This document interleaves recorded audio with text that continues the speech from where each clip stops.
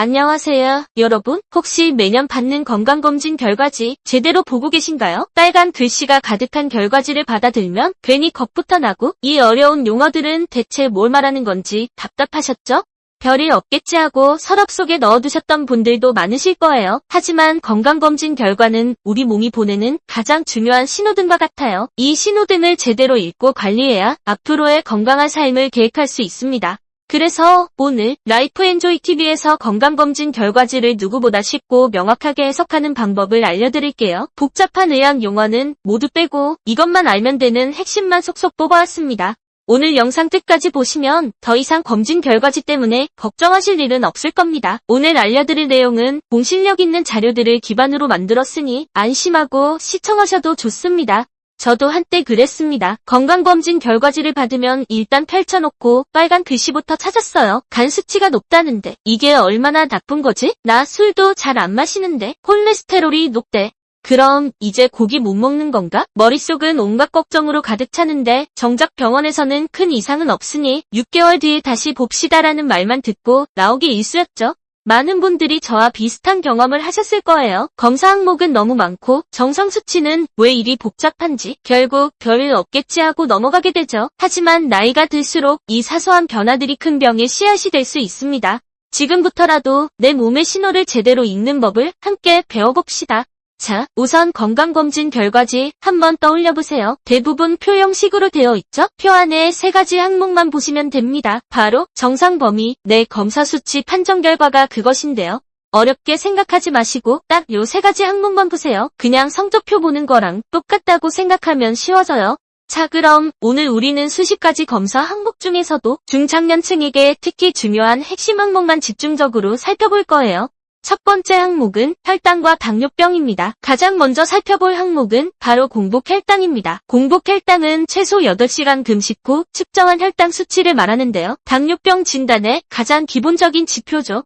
100 이하이면 정상입니다. 100부터 125이면 경계 단계, 즉 당뇨 전 단계라고 생각하시면 됩니다. 그리고 126 이상이면 당뇨 의심 단계로 관리가 필요한 단계이죠. 자, 여러분의 결과지를 한번 보세요. 공복 혈당 수치가 100부터 125 사이에 있다면 나는 당뇨병 전 단계구나 하고 생각하시면 됩니다. 당뇨병으로 진행될 위험이 매우 높다는 신호예요. 하지만 이때부터 관리하면 얼마든지 정상으로 되돌릴 수 있습니다. 바로 골든타임인 셈이죠. 만약 관리가 필요하다면 식단과 운동이라는 해결책을 생각해보세요. 식단을 통한 해결책은 밥, 빵, 변명 같은 탄수화물 섭취를 줄이고 채소와 단백질 위주로 식단을 바꿔보세요. 예를 들어 쌀밥 대신 잡곡밥을 먹고 고기를 먹을 때도 썬채소를 곁들이는 식으로요.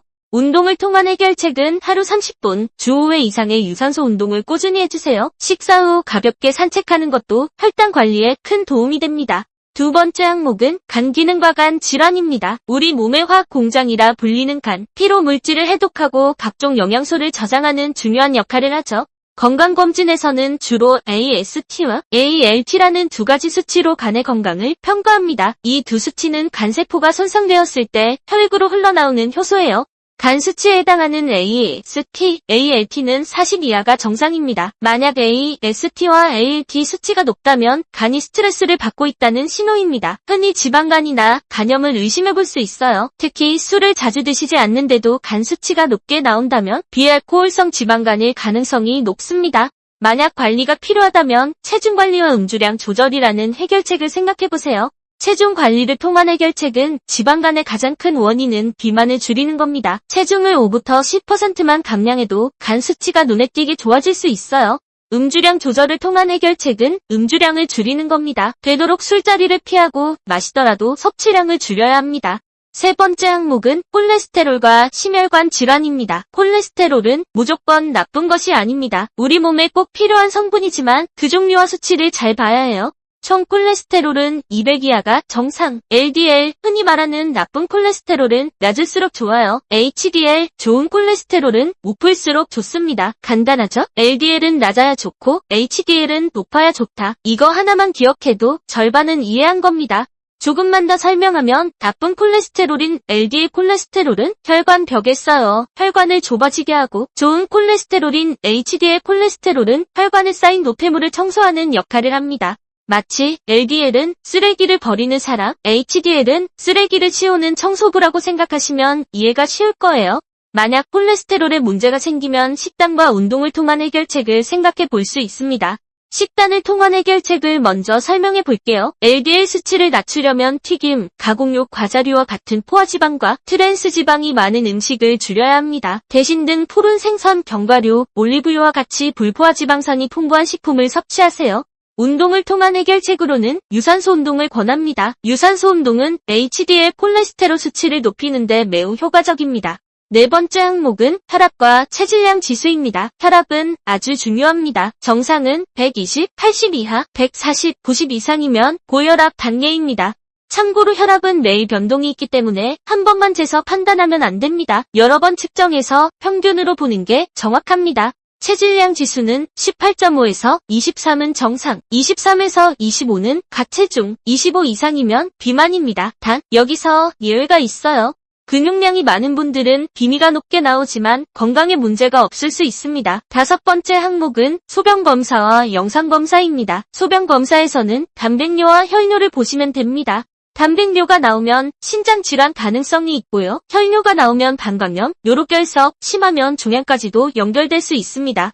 흉부 엑스레이 검사는 폐렴, 결핵, 종양 같은 걸 보는 검사인데 정상이라면 이상 없음이라고 표시돼요. 그러면 신경 안 쓰셔도 됩니다. 내시경은 위 내시경과 대장 내시경이 있는데 두 내시경 검사에서는 위염, 궤양, 용종 같은 게 자주 발견되죠. 용종 제거라고 나오면 겁먹을 필요 없어요. 암전 단계에서 미리 제거한 거니까 다행인 겁니다. 자, 오늘 이렇게 5가지 핵심 항목에 대해 알아봤는데요. 그럼 나도 당장 식단 다 바꾸고 운동도 시작해야겠다 라고 생각하시는 분들 많으실 거예요. 하지만 너무 욕심내면 오히려 금방 지치게 됩니다. 이 모든 것을 한꺼번에 다 하려고 하지 마세요. 나는 오늘부터 밥양을 3분의 1만 줄여보겠다거나 퇴근 후에 집 주변을 20분만 걸어보겠다와 같이 아주 작은 실천부터 시작해보세요. 작은 습관이 모여서 큰 변화를 만듭니다. 오늘은 건강검진 결과지를 쉽게 해석하는 5가지 핵심 항목에 대해 알아봤습니다. 이제 여러분의 건강검진 결과지에 빨간 글씨가 보여도 더 이상 막연하게 걱정만 하지 마시고 오늘 배운 내용들을 떠올리며 나에게 필요한 관리법을 찾아보세요. 오늘 내용 중 궁금한 점이 있으시다면 언제든지 댓글로 남겨주세요. 여러분의 질문 하나하나에 라이프앤조이TV가 친절하게 답해드리겠습니다. 오늘 영상이 유익하셨다면 좋아요와 구독 버튼 꼭 눌러주세요. 여러분의 좋아요와 구독은 더 좋은 영상을 만드는데 정말 큰 힘이 됩니다. 다음에는 더욱 유익하고 재미있는 정보로 다시 찾아오겠습니다. 지금까지 라이프앤조이TV였습니다. 모두 건강하고 활기찬 하루 보내세요. 감사합니다.